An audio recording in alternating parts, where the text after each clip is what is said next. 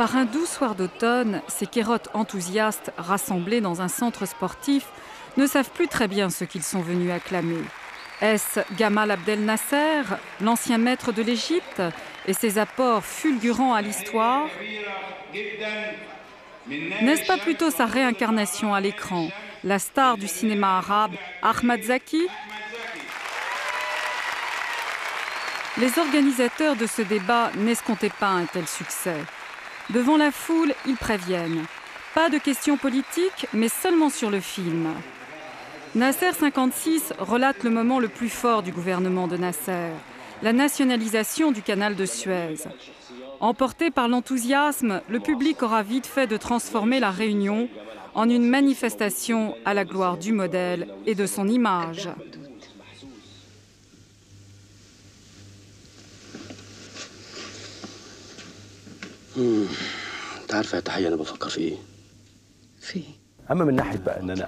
Ce n'était pas facile pour moi d'interpréter cette période de la vie de Gamal Abdel Nasser. Parce qu'en 1956, j'étais un enfant. Ce qui m'a aidé, c'est que pour moi, pour ma génération, Nasser, c'est notre père.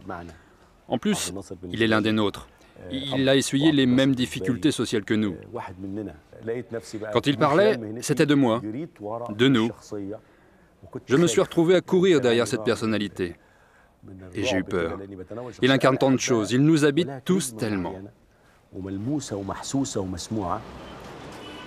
Plus de 3 millions d'Égyptiens, sans compter les spectateurs des pays arabes voisins, ont vu Nasser 56, souvent dans le recueillement.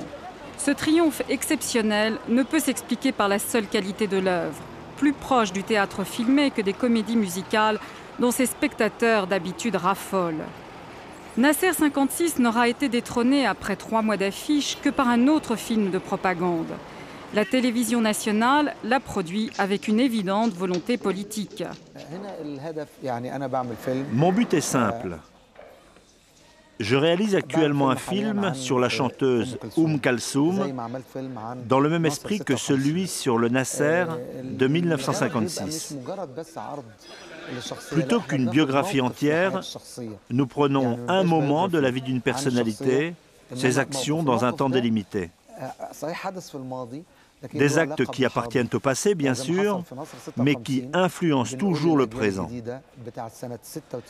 Nous disons aux générations de 96, le peuple égyptien a été capable en 1956 de tenir tête aux grandes puissances et même de les vaincre. Nous disons aux jeunes de l'Égypte actuelle, vous pouvez faire la même chose. Le nouvel attachement à Nasser s'épanouit aussi dans cette culture des cassettes si florissante au Proche-Orient.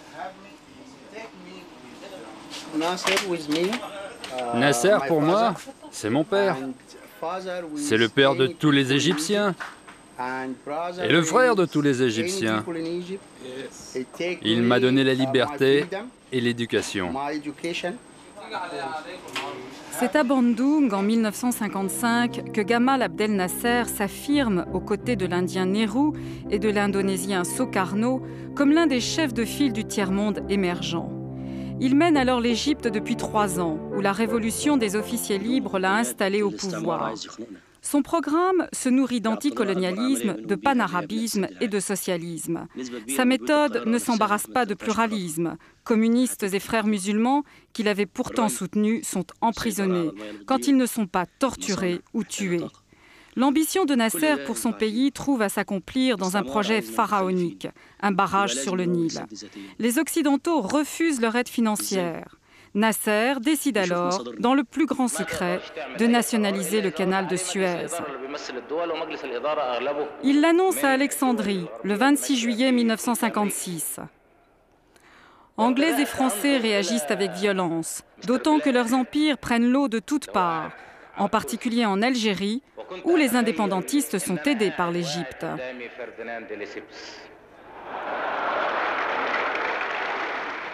Nasser est un personnage central de ce débat colonisation-décolonisation. Et Anglais comme Français essaient dans une sorte de spasme, de sursaut, de couper court à cette montée de l'anticolonialisme. L'opinion publique en France a été profondément blessée, profondément atteinte, je dirais indignée il y a eu une surévaluation de l'affaire, indubitablement, jusqu'à comparer Nasser à Hitler, qui était une comparaison parfaitement ridicule. Moi, j'ai connu des gens paisibles, que j'ai connus paisibles ensemble, qui étaient devenus presque fous à cette époque, n'est-ce pas? Et qui voulaient en découdre à tout prix, n'est-ce pas? Étant donné qu'ils se sentaient humiliés, et que d'autre part, ils comptaient qu'on écraserait assez facilement l'Égypte. Donc c'était à la fois leur honneur était blessé, et la revanche serait facile à obtenir sur un adversaire supposé faible. Des hommes passerelles tentent pourtant d'éviter cette déchirure. Raymond Stambouli est de cela. Né au Caire, imprégné de plusieurs cultures, il regarde vers la France mais souffre pour l'Égypte. Aujourd'hui encore, il se voue à retracer les pages d'histoire communes aux deux pays. En juillet 1956, il achève à Paris ses études. J'étais extrêmement troublé. Pour moi, comme pour tous les gens qui connaissent l'Égypte ou qui aiment l'Égypte, ce fut un drame inouï. Un drame inouï et à notre avis totalement injustifié. Rien ne justifiait une agression aussi brutale militaire contre l'Égypte, alors que la France, depuis Bonaparte, c'est-à-dire depuis plus d'un siècle, avait déployé des efforts inouïs, avait créé un patrimoine en Égypte absolument fabuleux, culturel, économique, scientifique, etc., et que tout cela a été perdu en un jour. À ce moment-là, les Américains marquent leur entrée dans le champ politique et diplomatique du Moyen-Orient, remplacent définitivement les anciennes puissances colonisatrices, et c'est les États-Unis d'Amérique qui, à partir de 1956, mènent le bal jusqu'aujourd'hui. En dépit des pressions internationales, la France et la Grande-Bretagne se lancent à l'assaut de l'Égypte. L'attaque commence le 29 octobre 1956 au matin. Elle a été décidée dans le plus grand secret. Israël a rejoint les deux nations européennes afin de jouer sa propre partition. Cette expédition restera l'une des plus courtes de l'histoire militaire. Un mois de combat qui s'achève par un diktat américain aux belligérants. De cette crise, les Européens sortent les plus défaits. Israël y aura gagné la puissance atomique, prix payé par la France en échange de son intervention. Quant à l'Égypte victorieuse, elle se réconcilie avec son histoire millénaire. La crise de Suez est une fin et un recommencement. L'Égypte cosmopolite, traversée par tant d'influences, mais aussi soumise à tant de conquêtes, s'est effacée en cette année 56. Marlène avait 16 ans et vivait à Alexandrie. Elle ne savait pas alors qu'elle vivait un crépuscule. Au Caire, Amina venait de fêter ses 21 ans. Jeune journaliste stagiaire dans l'un des grands hebdomadaires, elle tentait de comprendre le monde. Juillet 56 sera son initiation. Elle demande à couvrir la guerre qui fait rage à Port Saïd. Elle ne sait pas encore qu'elle en reviendra transformée. On nous dit c'est la guerre. Alors on nous dit il faut mettre du papier, c'est le couvre-feu le soir. Alors il faut pas que les maisons soient éclairées. Alors on met du papier bleu avec lequel on recouvrait nos cahiers, on les met sur les fenêtres pour pas qu'il y ait de lumière. Et en fait on a entendu la guerre qu'un seul soir. C'est un peu une guerre, on dirait d'opérette, c'est-à-dire que moi j'ai eu mon beau-père qui a été arrêté, mis dans un camp de concentration, disions-nous. Et en fait je voyais la cuisinière tous les matins qui partait lui apporter des plats. I started working as a journalist. And I met a friend of mine.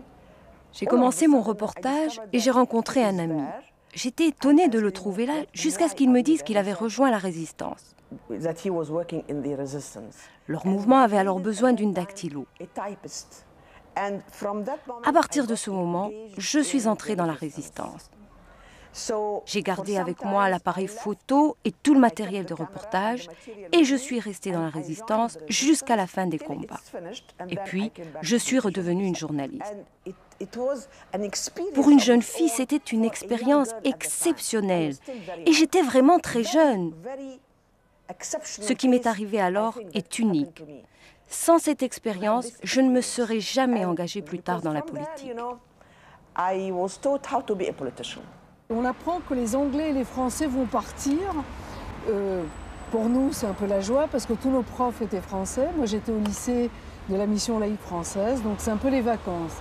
Alors, il y a le drapeau égyptien dans la cour du lycée, on monte le drapeau. et on va chanter l'hymne national égyptien. Alors quand on rentre à la maison, c'est une autre histoire. On nous dit c'est terrible, on va devoir partir en Europe. Bon, pour nous, l'Europe, c'est aussi un peu les vacances, donc on est plutôt content. Le canal de Suez a été construit avec le sang et la sueur des Égyptiens. Il appartient à notre identité, notre mémoire collective. C'est notre canal de Suez. Ce canal tant convoité est un trait d'union entre deux mers, deux continents. Depuis sa nationalisation par l'Égypte, des villes ont surgi du désert autour des escales nécessaires au pilotage des bateaux. Au cœur du vieux quartier colonial d'Ismaïlia se décomposent les lambeaux de Ferdinand de Lesseps, l'architecte du canal. Cette voie d'eau fut imaginée par Bonaparte en lointain écho à une autre percée, conçue par un pharaon visionnaire voilà 3000 ans. Avec ses 90 passages quotidiens et toutes ses économies dérivées, il apporte à l'Égypte une manne annuelle égale à celle du tourisme. Retour au Caire, avec un autre témoin de cette année 56, toujours acteur de l'Égypte contemporaine. Rifat El Saïd, élu sénateur par l'opposition de gauche, a toujours mis sa vie au service de la politique. Une vie à présent menacée par les partisans d'un islam totalitaire. Mais ce combattant en a vu d'autres.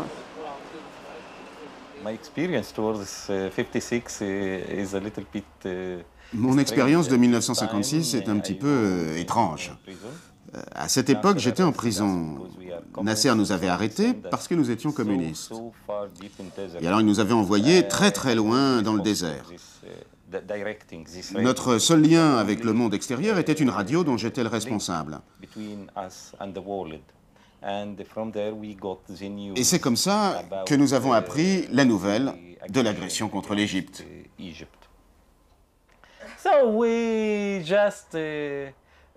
Alors, nous avons fait quelque chose de fou,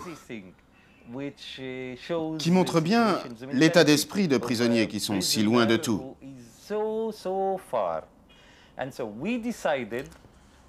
Nous avons décidé de constituer une brigade. Au cas où Nasser nous relâcherait, nous serions prêts à aller directement combattre les agresseurs. Et le plus étonnant, c'est que notre principal entraîneur était un juif.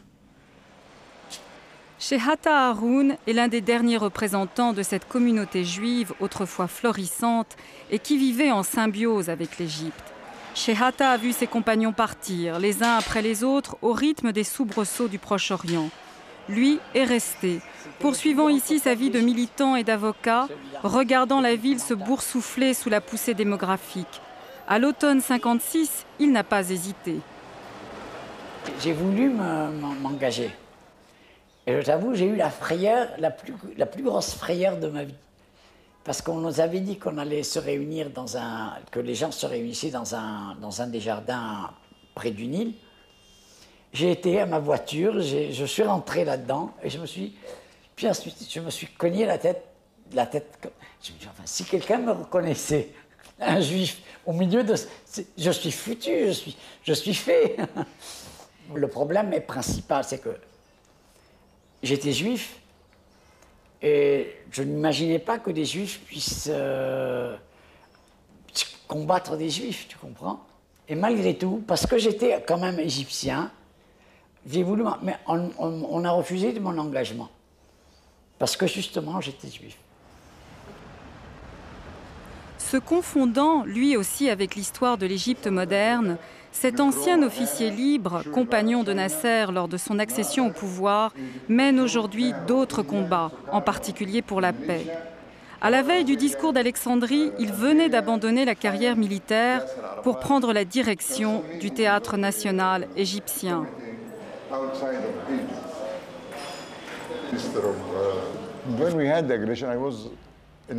Quand la guerre a éclaté, j'étais pris dans un dilemme. Que faire? Comme officier, je voulais participer, alors j'ai décidé de bouleverser le programme du Théâtre national et de faire jouer des pièces nationalistes. J'ai ouvert le théâtre aux gens, gratuitement, mais pas plus de 3 heures par jour à cause du couvre-feu. Et les gens sont venus. Ils étaient contents de rentrer gratuitement, de voir ces pièces nationalistes, et ainsi le théâtre, lui aussi, était dans la bataille. La nationalisation du canal de Suez fut l'événement fédérateur après lequel toute critique de Nasser devenait difficile. De quelque horizon qu'ils viennent, les Égyptiens, en particulier les jeunes, peuvent encore s'identifier à cet épisode romanesque. Il permet de faire oublier les ratés de la paix ou les pages moins glorieuses de l'histoire récente, comme la cuisante défaite de la guerre des 6 jours en juin 1967. Le raïs insolent, tenant tête aux plus grandes puissances, efface ainsi l'homme humilié, négligé pendant 2 décennies et dont les idées ne rassemblent plus guère que quelques partisans vindicatifs.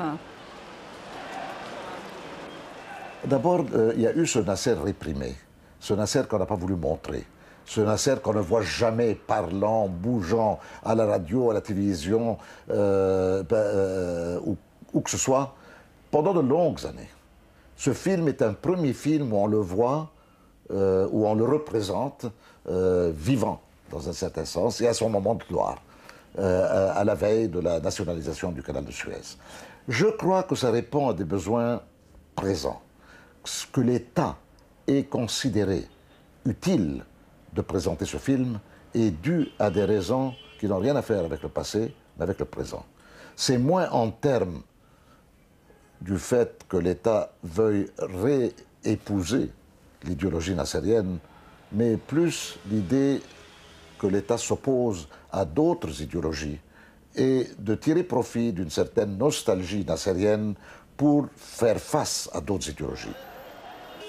Comme nombre de ses voisins à dominante musulmane, cette Égypte tolérante a dû faire face à la violence intégriste. La célébration du héros de Suez permet de proposer un contre-modèle laïque à une population qui attend toujours les bénéfices de la paix. Comme partout, les quêtes identitaires s'érigent contre la mondialisation. Gamal Abdel Nasser incarne cet Égyptien, dit authentique, même si le stéréotype reste difficile à rencontrer sur cette terre marquée par tant de brassages.